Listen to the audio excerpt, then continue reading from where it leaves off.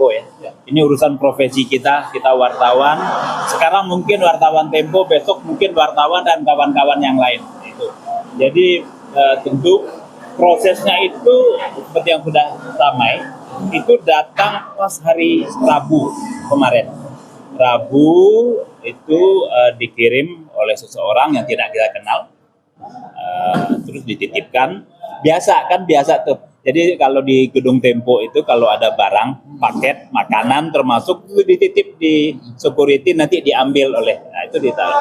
Nah di situ tertulis untuk Francisca. Oke. Terus hari itu nggak datang. Francisca datangnya baru keesokan harinya, hari Kamis, dibawalah paket itu sore-sore rasanya naik ke atas, dibuka. Dari penjelasan Ya biasa, ada orang pakai motor bawa paket antar, menyebut ini untuk Francisca, hanya itu. seragam, Pakai helm, pakai ya atribut dia sebagai jasa atribut pengirim gitu. itu belum begitu detail ya. Nggak ditanya ya Mas, kan paketnya cukup besar ya. Ya. Mungkin ditanya itu siapa pengirimnya. Enggak, itu hanya dicatat untuk siapa? Itu hanya dicatat untuk siapa dikirim. Dan kemudian kita sudah punya CCTV motornya itu sudah kita serahkan ke polisi. Rasanya sudah cukup jadi petunjuk gitu. Biarlah nanti itu menjadi alat petunjuk buat menelusuri sampai sampai detail dan menemukan pelakunya. Lagi-lagi, ya ini perlu kami tekankan. Ini bukan peristiwa tunggal. Ini adalah tindakan atau teror yang kesekian kali, mungkin sudah berkali-kali. Yang kita laporkan ke polisi itu 2 kali.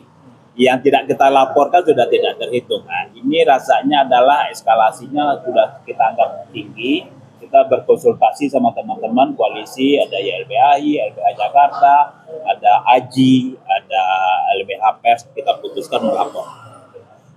Sekali lagi ingin saya tegaskan, ini bukan semata-mata soal temponya gitu loh. Kita ini ya bisa aja, karena kadang-kadang kita pikir sudahlah, nanti besok diteror, nanti besok aman. Tapi rasanya ini masa-masa yang Republik sedang tidak baik-baik saja. Nah, dan rasanya kita yang harus minta perlindungan bahwa profesi kita ini dilindungi oleh undang-undang. Kita bekerja ini untuk kepentingan publik, nggak boleh dong main di teror-teror. Terkait dengan adanya ancaman kepala babi Bu ke Tempo, bagaimana Bu? Saya sebagai mantan jurnalis menyayangkan tentu, dan silakan saja nanti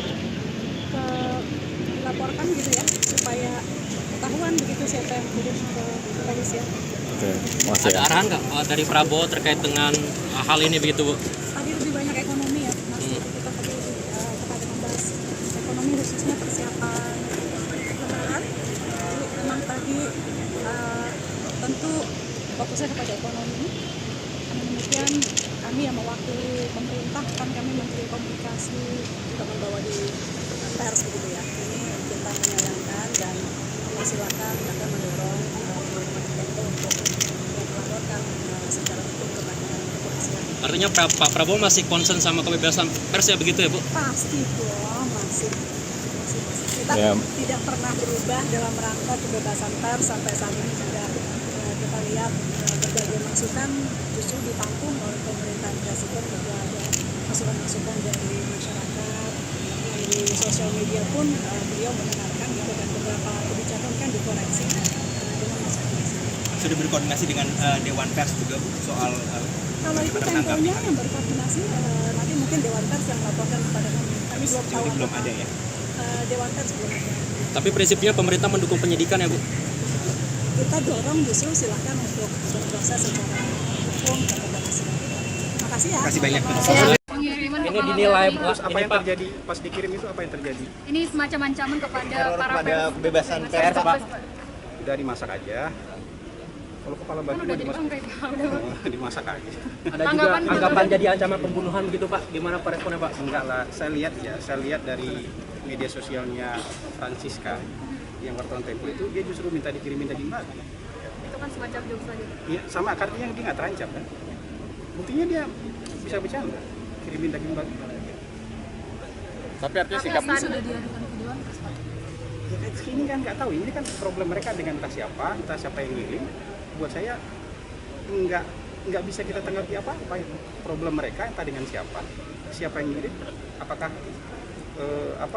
itu beneran seperti itu atau cuman jokes, karena saya lihat juga mereka menanggapinya dengan jokes gitu. Jadi menurut saya nggak usah dibesar-besarkan ya. Tapi komitmen soal kebebasan pers di era Pak Prabowo ini tetap Ada yang dihalang-halangi bikin berita nggak? Kalau nggak ada yang dihalang-halangi bikin berita, itu artinya kebebasan pers kita bagus. Ada yang di stop buat bikin berita dan wawancara nggak? Itu artinya kebebasan pers kita. Ada yang takut nggak sekarang bikin berita? Ada yang dihalang-halangi nggak untuk liputan di istana? Kan nggak ada. Itu artinya nggak ada kebebasan pers yang ditekan. Kayak misalnya Tempo masih boleh bikin berita? Boleh kan? Masih boleh siaran bocor halus kan? Tetap boleh kan? Itu artinya pemerintah nggak ikut campur sama sekali, nggak ganggu sama sekali. Pemerintah itu hanya berusaha meluruskan kalau di medianya salah paham, kita luruskan. Kalau salah nulis statement, kita luruskan. Sisanya kan nggak ada tindakan apa-apa dari itu. Kalaupun ada yang merasa dirugikan, lapor ke Dewan Pers. Kan undang-undangnya sudah jelas. Jadi saya Melalui siaran pers ini ada beberapa poin penting yang ingin saya sampaikan. Dewan Pers mengutuk keras segala bentuk teror terhadap jurnalis.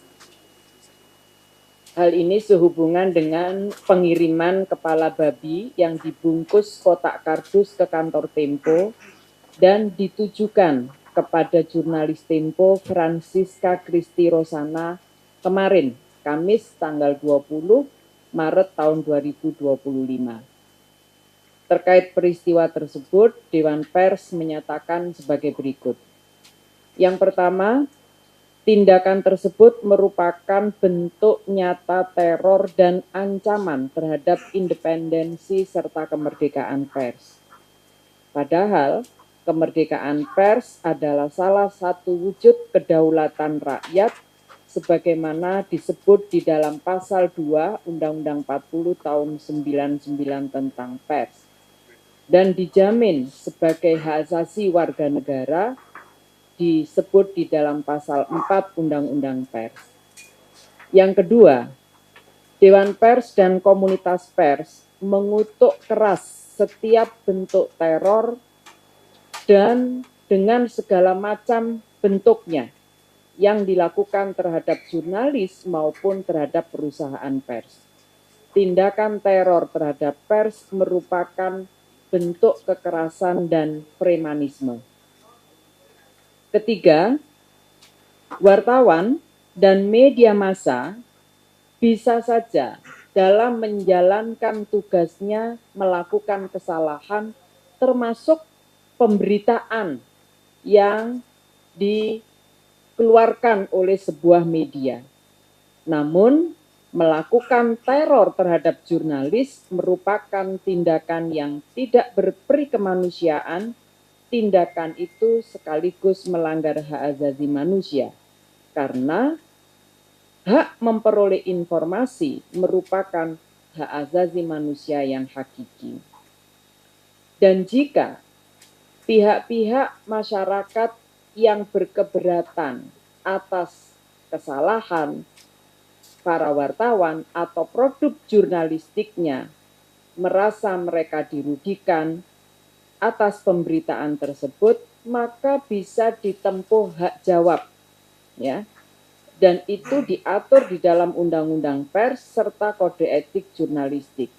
Pihak-pihak yang merasa dirugikan bisa mengajukan hak jawab, hak koreksi atas pemberitaan atau produk jurnalistik.